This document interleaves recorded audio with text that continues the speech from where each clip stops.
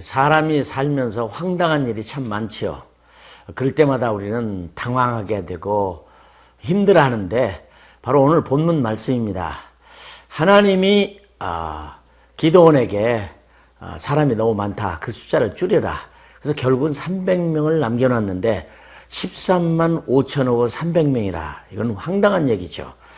올림픽 경기에서 금메달을 따기 위한 그러한 노력이 아니고 전쟁은 사느냐 죽느냐.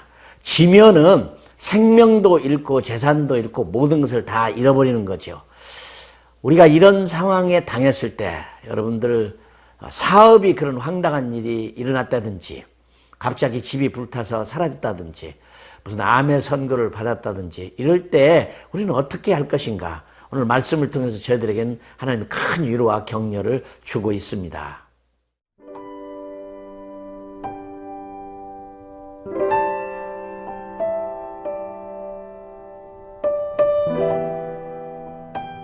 사사기 7장 9절에서 18절 말씀입니다. 그 밤에 여호와께서 기드온에게 이르시되 일어나 진영으로 내려가라. 내가 그것을 네 손에 넘겨주었느니라. 만일 네가 내려가기를 두려워하거든 네 부하 부라와 함께 그 진영으로 내려가서 그들이 하는 말을 들으라. 그 후에 내 손이 강하여져서 그 진영으로 내려가리라 하시니 기드온이 이에 그의 부하 부라와 함께 군대가 있는 진영 근처로 내려간즉 미디안과 아말렉과 동방의 모든 사람들이 골짜기에 누웠는데 메뚜기의 많은 수와 같고 그들의 낙타의 수가 많아 해변의 모래가 많음 같은지라. 기드온이 그곳에 이른즉 어떤 사람이 그의 친구에게 꿈을 말하여 이르기를 보라, 내가 한 꿈을 꾸었는데 꿈에 보리떡 한 덩어리가 미디안 진영으로 굴러 들어와 한 장막에 이르러 그것을 쳐서 무너뜨려 위쪽으로 엎으니 그 장막이 쓰러지더라. 그의 친구가 대답하여 이르되 이는 다른 것이 아니라 이스라엘 사람 요아스의 아들 기드온의 칼이라. 하나님이 미디안과 그 모든 진영을 그의 손에 넘겨주셨느니라 하더라. 기드온이 그 꿈과 해몽하는 말을 듣고 경배하며 이스라엘 진영으로 돌아와 이르되 일어나라.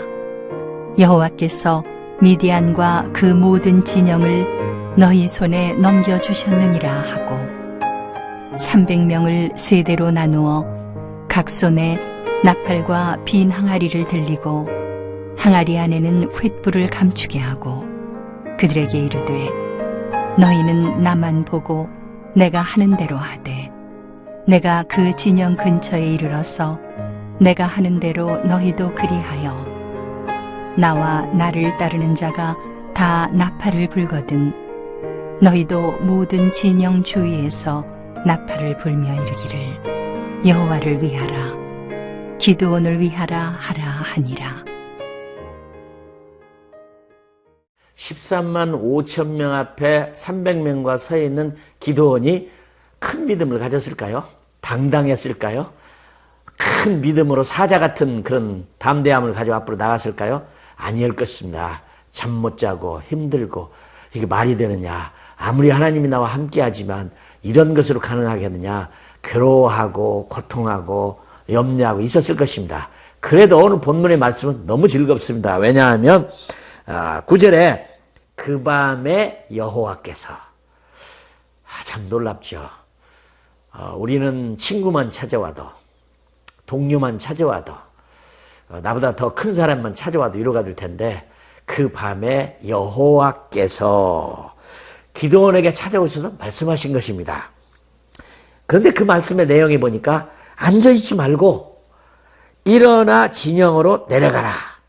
내가 그것을 내 손에서 넘겨 주었느니라. 이렇게 말씀은 되어 있는데 어떤 성경 번역에 보면 넘겨줄 것이다 하고 미래형이 있습니다. 물론 하나님이 미래로 말씀하시든 과거로 말씀하시든 아니 현재 완료로 말씀하시든 간에 분명히 주시는 건 사실이지만 오늘 우리 본문의 말씀에는 이미 넘겨주셨느니라. 이거 현재 완료입니다. 끝났습니다. 얼마나 대단한 겁니다. 그럼에도 불구하고 하나님은 기도원을 아시죠. 우리가 사람입니다. 우리가 하나님이 아니죠. 100%의 완벽하고 강하고 든든한 그런 온전한 믿음을 갖는다. 어렵죠. 그때 하나님이 이렇게 말씀하십니다. 만일, 이게 참 위로하는 말입니다. 만일 내가 내려가기를 두려워하거든. 당연하죠. 그러나 하나님은 그 연약한 기도원을 이렇게 말씀하시면서 전략을 주시는 것입니다. 하나님의 방법을 주시는 것입니다. 내 부하와 함께 그 진영으로 내려가서 그들이 하는 말을 들으라. 이렇게 얘기를 했습니다. 가서 그들이 뭐라고 하는지 한번 조용히 스파이가 돼서 들어봐라. 이 하나님의 방법입니다. 하나님의 말씀을 그대로 받아들여도 되는데 떨고 있는 이 기드온에게는 적의 얘기를 들어보는 것이 어떻게 생각하면 더 힘이 생길 수가 있는 것 같습니다. 그래서 말씀하시기를 그들이 하는 말을 들으라. 그 후에 내 손이 강하여져서 그걸 경험하고 나면 분명히 이 기드온이 아주 강한 사람이 될 것을 알려주었습니다. 그래서 함께 살금살금 스파이가 돼서 적진으로 들어가는 것입니다. 이거 참 어려운 얘기인데요. 물론 깜깜한 밤이었겠죠. 그래서 12절에 보니까 미드안과 아말렉과 동방의 모든 사람들이 골짜기에 누웠는데 그 사람들이 전쟁 준비를 하고 있는 것이 아니라 다음 준비를 해서 편안하게 다들 자고 있는 모습입니다. 보초만이 서 있었겠죠. 근데 말씀 표현을 보니까 더 겁이 나요. 메뚜기의 많은 수와 같고 그들의 낙타의 수가 많아 해변의 모래가 많음 같은지라. 이것은 간이 녹아버릴 겁니다. 이 정도 같으면. 하나님이 말씀하셨어도 이건 불가능합니다. 이것은 어떤 방법이 와도 가능하지 않습니다. 우린 이럴 때가 종종 있습니다. 로렌 커닝햄이 쓴 벼랑 앞에서라는 그런 책이 있습니다. 때로는 우리는 한 발자국만 더 뛰면 벼랑으로 떨어져 죽을 수밖에 없는 상황 가운데서 그때 역사하시는 하나님. 아마 우리 성도님들은 그런 경험을 많이 하시리라고 믿습니다. 맞습니다. 이렇게 해서 기드온에게 그 300명과 그 많은 사람들과의 싸움을 보여주고 있는 것입니다. 맞습니다. 전쟁은 여호와께 속한 것이죠. 이런 전쟁을 내가 한다면 백전백승이 아니라 우리는 이런 전쟁을 했을 때 국물도 남아있지 않지만 우리 이 땅에 사는 동안 살아계신 하나님, 그분을 0.0001% 의심하지 않고 그분을 믿는다면 분명히 우리는 기적을 볼 것을 믿습니다.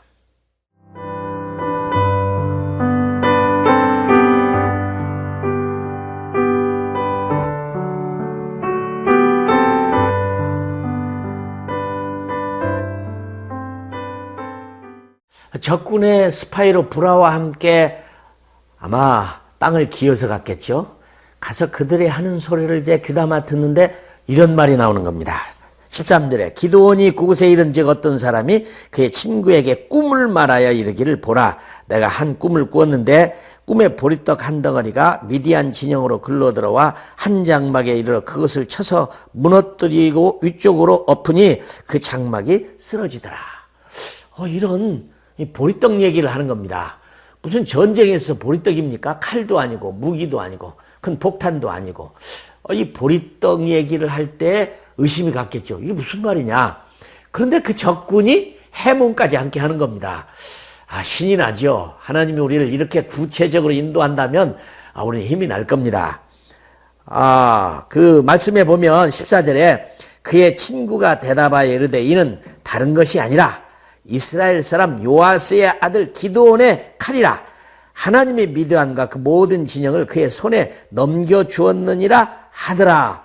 이게 무슨 말입니까 이게? 하나님의 입으로 나오는 말씀도 아니고 적군의 입으로 나오는 말이 적이 말하는 예언입니다. 적이 말하는 해몽입니다. 적이 하나님의 말씀을 대신하는 겁니다. 이런 신비스러운 일이 어디 있습니까? 이 꿈과 해몽도 하나님이 하시는 거죠. 그 사람이 자기가 만들어서 했겠습니까? 이 멋진 장면.